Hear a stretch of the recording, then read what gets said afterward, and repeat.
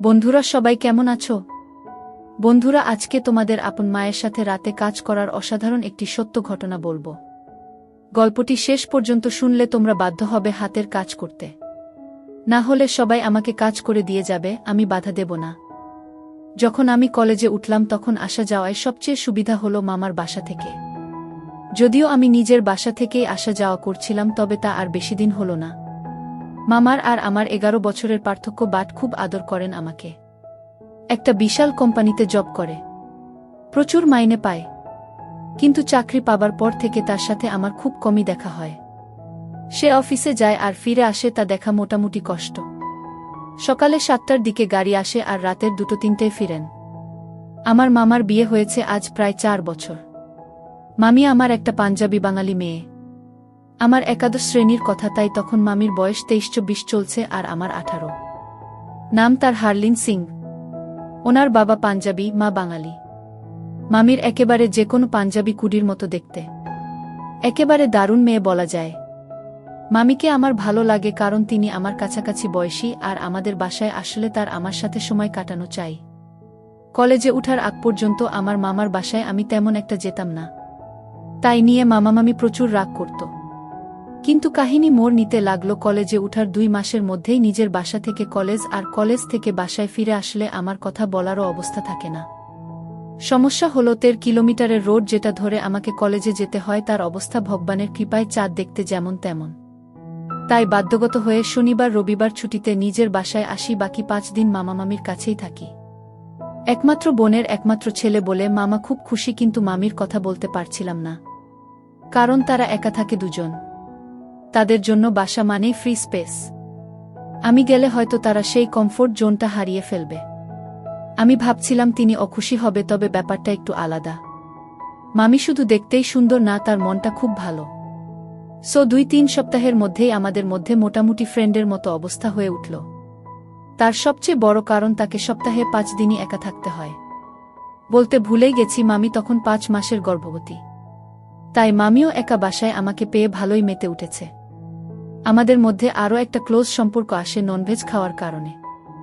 আমাদের পরিবার শাকাহারী, মানে আমাদের মাংস খাওয়া নিষেধ। কিন্তু কলেজে উঠার পরেই বুঝতে পারলাম এটা তো মহা ভুল। চিকেন শর্মা, গ্রিল, রোস্টেড মাটন, জালালা কাবাব, মাটন বিরিয়ানি, ফ্রেন্ডরা যে এমন নেশা লাগানো, এটা নিয়ে কি বলবো। একদিন বন্ধুদের সঙ্গে জমিয়ে মাটন শর্মা খেয়েছিলাম। বাসায় ফিরে আসার পর মামি দরজা খুলে দিল। মামির পেট এখন ফুলে গেছে। মামিকে কেমন আছো জিজ্ঞেস করে জুতো খুলে রেখে নিজের ঘরের দিকে যাব, তখন মামি বলল, এদিকে আসতো দিহান, আমিস কিছু বলবা মামি। মামি আমার হাতটা ধরে গন্ধ নিল। আমি বুঝে গেছি এক বিশাল ঝড় আসতে চলেছে। মামিত কোথায় থেকে আসছো? আমিস কেন? মামি কলেজ থেকে ফিরছি। মামিক আসার পথে ভুল করে কোনো কিছু খেয়েছ? আমিস মাথা নাড়ালাম না ওরে। মামি আমার হাতটা আবার নাকের উপর ঘুরিয়ে নিল। মামিক কয়লাতে পোড়া মাটন খুব মজা হয়েছে খেতে, তাই না? আমি খাইনিতে মামি। মামিক তাহলে কোনো মেয়েকে খাইয়ে দিয়েছা? গার্লফ্রেন্ড নিশ্চয়ই। আমিস না মামি, এমন কিছুই না। মামিক থাক বাবা, আমাকে না বললেও চলবে। তোমার সাথে কথা বলে লাভ নেই হু। আমি একটু দেখি জিজ্ঞেস করে দিদি কিছু জানে কি না। আমিস বলিও না প্লিজ মামি, ভুলে খেয়ে ফেলেছি, আর খাবো না। আম্মু জানলে আমার সাথে কথা বলবে না। মামিক খুব মজা হয়েছে খেতে। আমিস না, আমি শুধু অল্প একটু খেয়েছি। মামি আমার কলারে লেগে থাকা ঝোলের দাগ ধরে বলল, তুমি তো শুধু লেবু খেয়েছা। শার্ট দাও, দাগ তুলতে হবে। আমি করে নিচ্ছি মামি। মামিস খুলে দাও। আমি মামিকে কলেজ ড্রেসটা খুলে দিলাম। মামি মুচকি হাসতে হাসতে ওয়াশিং মেশিনের দিকে চলে গেল। মামি কিছু বলল না আমাকে। সেদিন আর কিছু জানতে পারলাম না। আরও কয়েকদিন পর মামি হুট করে এসে বলল, দিহান একটা কাজ করবা, কিন্তু কাউকে বলা যাবে না। আমিস মামিক প্রচুর ইচ্ছে করছে ননভেজ খাওয়ার। মামিক এভাবে তাকাচ্ছ কেন? প্লিজ আমিস, আমি মামাকে বলে দিই। মামিস প্লিজ। আমি ওদিন বলেছি তুমি খেয়েছ? তোমার ভাই খেতে চেয়েছে, আমি না তো। আমিস মিথ্যুক একটা। মামিক সত্যি সত্যি তোমার ভাই বলছে খাবে। প্লিজ লক্ষ্মী আমার। আমিস আমার ভাই তোমার পেটে। ও কথা বলেছে। মামি আমার হাত নিয়ে তার ফুলো পেটের উপর রেখে বলল, তুমি নিজেই শুনে নাও। আমি হেসে উঠলাম। মামিস প্লিজ প্লিজ প্লিজ। রাজি হয়ে গেলাম। মামা এই বিকেলে তো অফিসেই, জীবনেও আসবে না এ সময়। তাই এক গাধা মাটন শর্মা আর চিকেন নাগেটস নিয়ে এলাম। মামি তো বেজায় খুশি। মামিক কোল্ড ড্রিঙ্কস আনোনি? আমি স্নাহ ভুলে গেছি। আমি নিয়ে আসতে খানিকটা দেরি হলো, আসার পর দেখি মামি খেয়ে সাবার করে দিয়েছে। মনে মনে আমিও মন খারাপ করে ফেললাম। দূর মাথা, এতগুলো নিজে একা খেয়ে ফেলল। আমাকে দিত একটু, আমিও খেতে পারতাম। আমি কোল্ড ড্রিঙ্কসটা রেখে রুমে এসে পড়তে বসে গেলাম রাগ করে। মামি দেখি একটা দুষ্ট মুখে পিছনে হাত লুকিয়ে আমার সামনে এসে দাঁড়ালো। মামিস রুমে চলে এলো কেন? আমিস এমনি ভালো লাগছে না। মামিস ও আচ্ছা, রাগ করছো? আমিস না। মামিস নাক ফুলছে তোমার। একটা হাসি দিয়ে প্লেট ভর্তি ননভেজ নিয়ে বসল। মামিক খাবা? আমি হুম। মামিক বলে দেব দিদিকে? আমিও মামাকে বলে দিব। মামিক বলবা তুমি এনে দিয়েছ আর তোমার মামা আমার উপর রাগও করবে না। আমি আগে শাকাহারী ছিলাম না। মামি আমাকে দেখিয়ে দেখিয়ে মজা করতে লাগল। এদিকে লোভে আমার মুখ দিয়ে লালা বেরিয়ে গেল। মামি হেসে উঠল। এই নাও হা করো বলে আমার মুখের উপর থেকে 2-3 বার ঘুরিয়ে নিয়ে গেল। শেষবার যখন মামি মুখের উপর নাড়াচাড়া করছে, 2 আঙ্গুলে একটা মাটন নিয়ে আমি হুট করে কামড় দিয়ে ধরলাম। আর এই দুষ্টুমিতেই মামির আঙ্গুলে কামড় লেগে গেল। মামি গালে মাটনটা ছেড়ে দিয়ে হু করে হাতটা বের করে নিজের মুখে ঢুকিয়ে নিল। আমি তখন এই বিষয়টা খেয়াল করিনি, তবে পরে মনে পড়েছে মামি আমার লালায় ভর্তি আঙ্গুল খাচ্ছে। আমি তাড়াতাড়ি মাটনটা নিয়ে প্লেটে রেখে মামির কাছে এসে গেলাম। হাতটা ধরে সরি বলতে বলতে হাত বুলিয়ে দিতে লাগলাম। কামড় খেয়ে মামির চোখে পানি চলে এলো। টেনে আঙুল বের করে কোনমতে আঙ্গুলগুলোয় হাত বুলিয়ে দিচ্ছি, ফু দিচ্ছি। মামি রাগ করে বসে আছে। মামি আমার হাতটা সরিয়ে দিল। আমি মনে মনে একটু ভয় পেলাম। মামি চোখ মুছে হাতটাতে ফু দিয়ে ওই একই মাটনটা নিয়ে আবার আমার মুখে উপর এনে ধরল। এবার নড়াচড়া করছে না, চুপচাপ হয়ে আমার দিকে মাটনটা ধরে রেখেছে। আমিস সরি মামি। মামি খা করো। আমিস সরি মামি। মামি আমার গালটা ধরে নিজের চোখে চোখে রেখে মুখটাকে পাউটের মতো করে বলল, হা করো না হলে আমি কামড়ে দিব। আমি একটু নির্ভয় হলাম। মামির এই মিষ্টি কথায় হা করে দিলুম। মামি খাইয়ে দিতে গিয়ে আবার বলে উঠল, আবার কামড় দিও না কিন্তু। আমি হুম। মামিস চোখ বন্ধ করে স্বাদ নাও। আমি চোখ বন্ধ করলাম।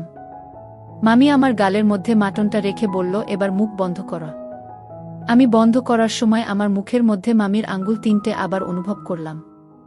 আমার লালায় ভরা ঠোঁট দুটো মামির আঙ্গুলগুলোয় লেগে গেল। ইস, মামির আঙ্গুল দুটো কি নরম। মামিফ মজা আছে। আমি চোখ বুজে করলাম। আমার পর এবার মামি সেই আঙ্গুল দুটো দিয়েই নিজে একটা মাটন মুখে পুরে নিল। মামি শুধু নিজের মুখে মাটনটা রাখেনি, বরং সেই আঙ্গুল দুটো সহ চোখ বন্ধ করে একটা টান মেরে বলল, উফ কি জিনিস, না খেয়ে লতাপাতা খাচ্ছি। মামির চোখে এক অন্য লেভেলের খুশি। মামি আরেকটা মাটন নিয়ে খেতে যাচ্ছে, তখনই আমার দিকে চোখ গেল। মামি আবার আমাকে আরেকটা মাটন তুলে দিল মুখে। মামিক দুজন মিলে খাবো কিন্তু সিক্রেটলি। ডিল? আমি হুম। তারপর থেকে শুরু হলো আমাদের লুকোচুরি ননভেজ খাওয়ার মিশন। আর সত্যি বলতে এই ননভেজ খাওয়ার কারণে মামির সাথে অনেক বেশি বন্ধুত্ব তৈরি হলো। মামি আমার জুটা মাংস কেড়ে নিয়েও খেয়ে ফেলে। এতে আমার তেমন একটা সমস্যা নাই, কিন্তু যাই বলো মামি একটা পাঞ্জাবি কুডি বলে কথা। মামির বাসায় 2 মাস হয়েছে থাকি। মামির সাথে এখন খুব জমে আমার। মামি আর আমার মাত্র 3 বছরের পার্থক্য হওয়ায় দুজনের চিন্তাধারাও সেম, তাই খুব মিশুক বলো। মামির প্রেগন্যান্সি এখন 7 মাসের উপরে। একই বাসায় থাকলে লক্ষ্য করা যায় যে মামির মিল্ক জমা শুরু হয়ে গেছে। একদিন হুট করে আমার কাছে এসে বলল, বাবু একটা কথা বলা খুব দরকার। আমিস বলো মামি। মামিক বলছি যে মামির মিল্ক প্রডিউসিং স্টার্ট হয়ে গেছে আজ 4 দিন।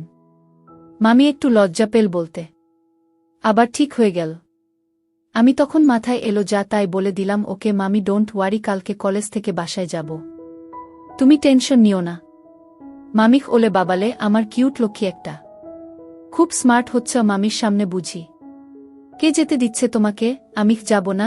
মামিখ চলে গেলে আমি একা হয়ে যাব। আমিস তাই বুঝি। মামিস তাই বলছি, তুমি তো দেখছই মামির মিল্ক প্রডিউসিং শুরু হয়েছে, তাই বারবার কাপড় ভিজে যাচ্ছে।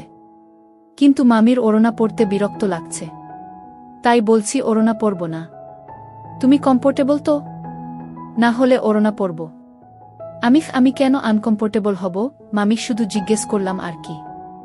হলে বলে দিও মামনি ওড়না পরব। ঠিক আছে মামনি না মামি। মামিক ওহ বলতে ভুলে গেছি, তুমি আমাকে মামনি থাকবে।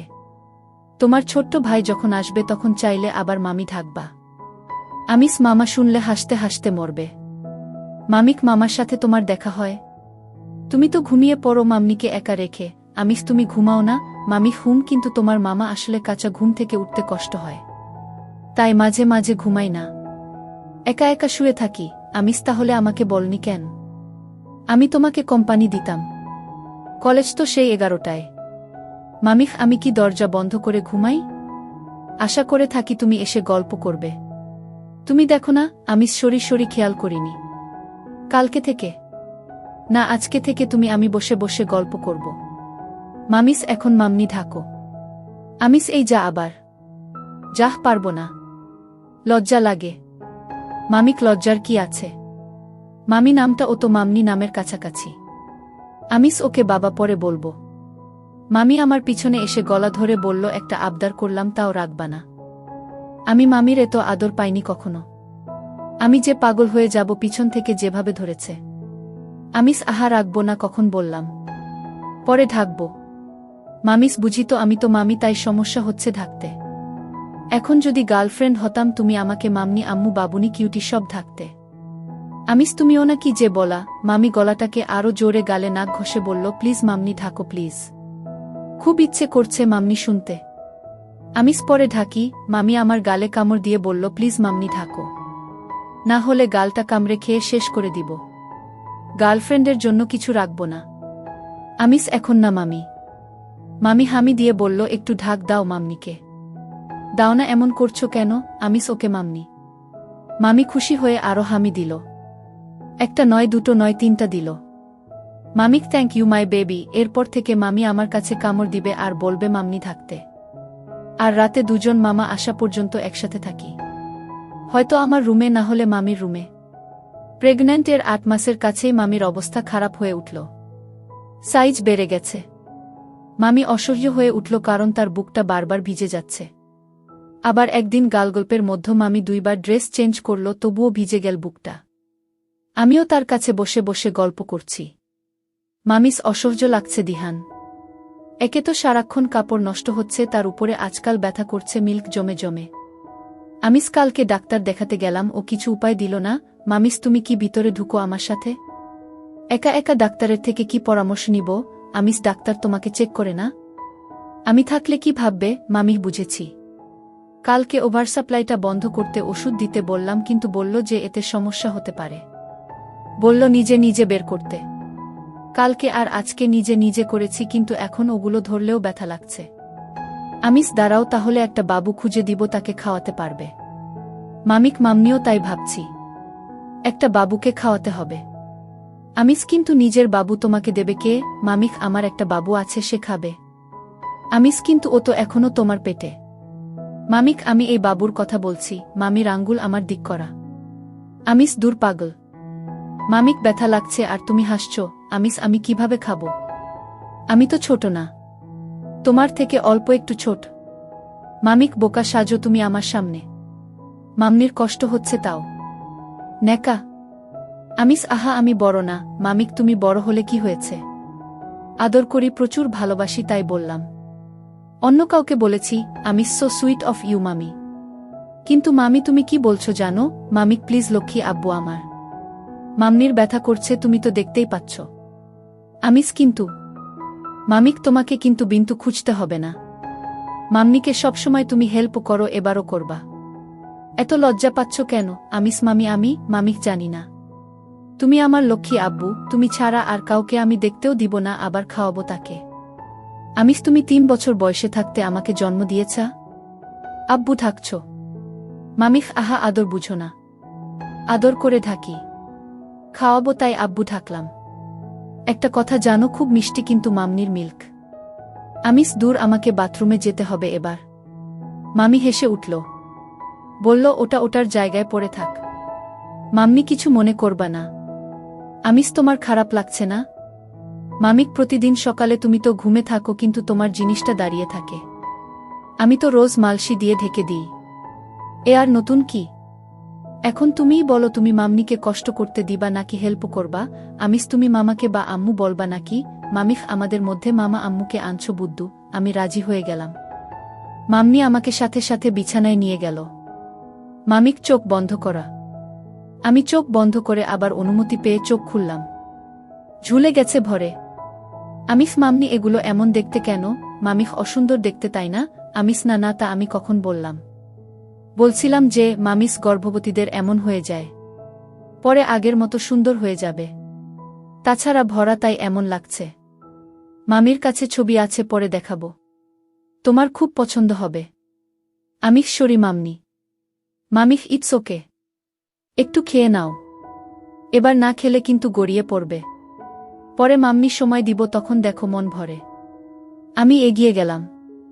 মামি আমার মুখের উপর তুলে দিল। আমি কয়েকটা টান দিয়ে 2 ঢোকের মতো গিললাম। মামিক কেমন খেতে? আমিস খুব মজা মামনি। মামি আমার মুখ থেকে বের করে নিল আর বলল, তুমি তো খাবানা বলেছ। থাক, খেতে হবে না। আমি সেটা ধরে মুখে নিয়ে একটানে কতগুলো খেয়ে বললাম, জানো না খেতে সময় বাবুদের জ্বালাতে নেই। আমি কিন্তু কাঁদব।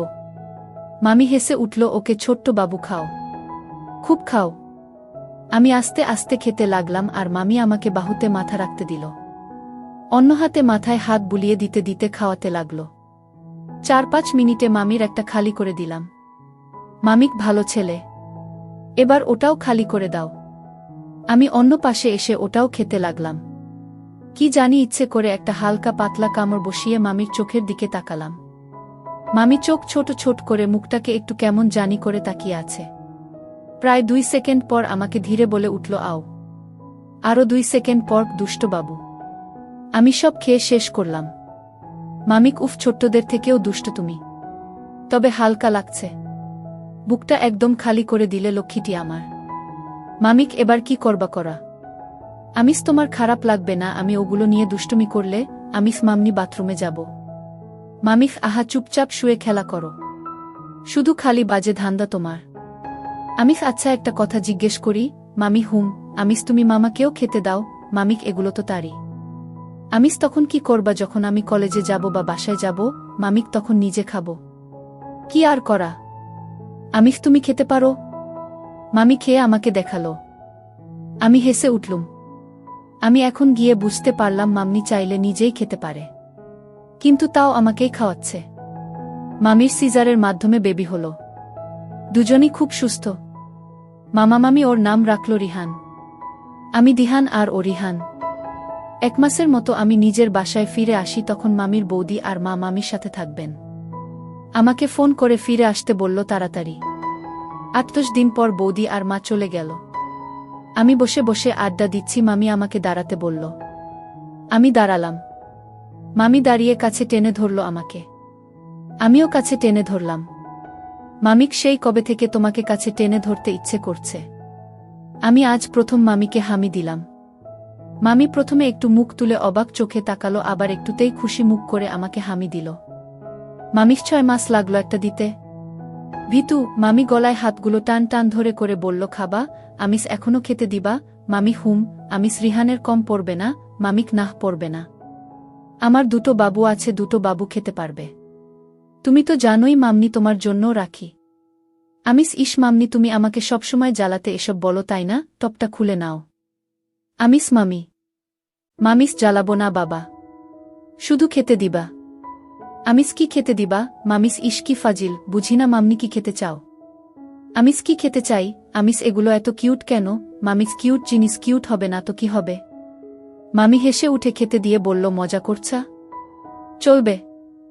আমিস, চলবে। মামিখ, আজেবাজে চিন্তা করলে কান কেটে দিব, দুষ্টু ছেলে আমার।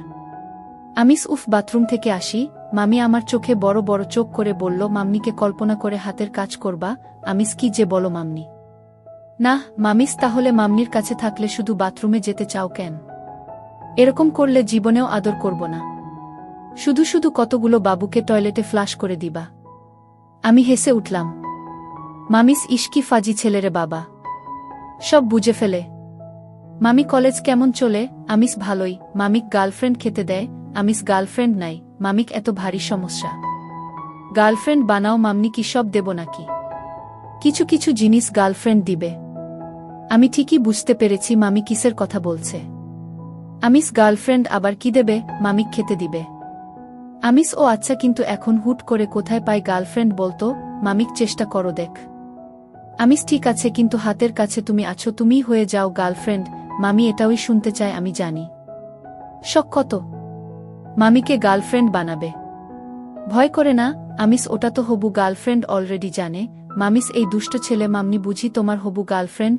আমি হুম, পার্মানেন্ট বানাতে চাই। হবা মামিস শখ কত? আমিস প্রপোজ করব। মামি গলায় রাখা হাতগুলোকে আশকাট্টি মোচড় দিচ্ছে। মনে হয় ভাবছে। বলল, না থাক, লাগবে না, এমনিতেই পটে গেছি। গার্লফ্রেন্ড হব, কিন্তু কাজ হবে আরও পরে। সেলাই একদম শুকিয়ে যাক তারপর। আমিস সত্যি বলছো? মামিক তোমাদের দুই ভাইয়ের দিব্যি। মামি রাতে বাবুকে ঘুম পাড়িয়ে আমাকে ঢাকতে এলো ডিনার করবে বলে। দুজন ডিনার করে টিভি অন করলাম। মামা এখনো আসেনি। মামি পাশে বসেছিল, কিন্তু আমাকে সোফার কোনায় আধা শোয়া করে নিজে মাঝখানে মাথা রেখে দিল। আমি দুষ্টুমি করতে শুরু করে দিলাম। মামিক এই দুষ্ট হাত দিচ্ছে কেন? আমি একটু খেলবো তাই। মামিস এগুলোতে তোমার মামার। আমিস কিন্তু তুমি তো আমার। মামিস আহা নেকা। আমি তোমার কখন হলাম? আমিস তুমি আমার না। মামি হুম তোমার। কিন্তু আজই তো জিএফ হলাম। আজই নিয়ে যাবা? আমিস কি করব বলো? জিএফের গুলো কি সুন্দর আর কি তুলতুলে। মামিক তেল দিচ্ছা? আমিস বললে মালিশ করে দিব তেলগুলো দিয়ে। মামিস বাব্বা।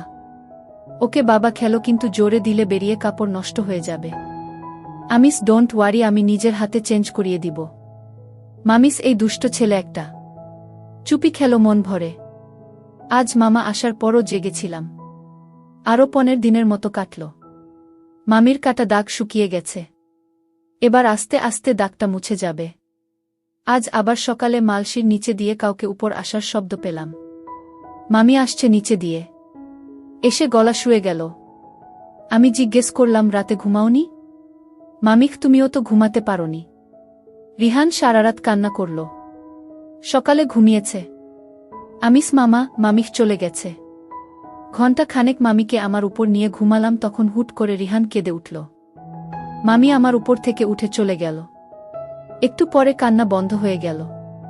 মামিস কই লক্ষ্মী, এখানে চলে আসা। মামি ঢাক দিল। আমি গেলাম ওনার রুমে। মামি ইশারায় কাছে যেতে বলল। আমি মামির পাশে শুয়ে গেলাম। তারপর 3 জন দুপুরে ঘুম থেকে উঠলাম। মামি আমাকে তুলল।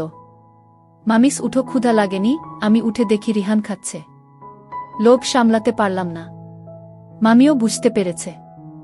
আমি হুম।